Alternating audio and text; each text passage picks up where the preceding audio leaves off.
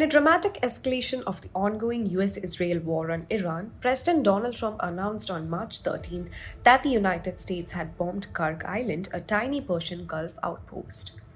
The strike, carried out on day 14 of the conflict, instantly sent shockwaves through global energy markets and raised fears of a broader regional attacks. Trump announced on Truth Social that at his direction, US Central Command executed what he called one of the most powerful bombing raids in the history of the Middle East, claiming it totally obliterated every military target in Iran's crown jewel. In the same post, he issued a pointed warning. He had chosen not to wipe out the oil infrastructure on the island, but warned that if Iran interfered with safe passage of ships through the Strait of Hormuz, he would immediately reconsider this decision.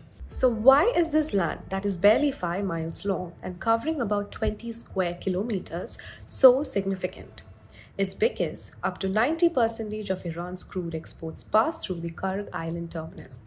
Oil from Iran's largest producing fields travels via pipeline to the Kharg Island before being loaded onto tankers that sail through the Strait of Hormuz and into global markets. Supertankers dock here daily to load millions of barrels of crude piped in from Iran's inland oil fields. Many Iranians term it as the Forbidden Island because of the tight military restrictions surrounding it. Guarded by the Islamic Revolutionary Guard Corps, entry is limited to those with official clearance. Unlike most of Iran's coastal line, where shallow waters make it difficult to large tankers to dock, Kharg Island has deep waters and long jetties that allow multiple ships to load oil at the same time. Its oil terminal was built in the late 1950s. The island soon became Iran's main export hub for two key reasons. It could be connected by pipeline to the major oil fields of the southwestern Iran, and its deep water location meant it was one of the few places where the new generation of supertankers could dock easily.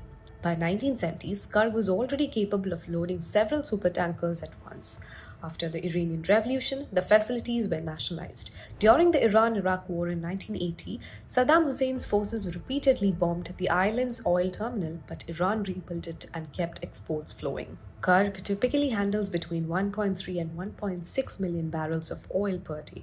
In the weeks before the Israel-Iran-U.S. conflict escalated, exports briefly surged close to 3 million barrels daily. The island can load up to a maximum of 7 million barrels a day and store roughly 30 million barrels at a time. For Iran, this revenue is critical. Oil exports help sustain the economy, fund the Revolutionary Guard, subsidize domestic fuel, and support regional allies. Most of that oil now goes to one country, China. China has emerged as the largest buyer of Iranian crude, importing more than 80% of the country's oil exports. The economic fallout is already visible. The attack on Kharg would cripple the global supply, potentially driving oil prices toward $150 a barrel or higher, especially with the Strait of Hormuz already effectively closed or halted. Kharg Island is of immense strategic significance, and an attack on it could change the course of the war.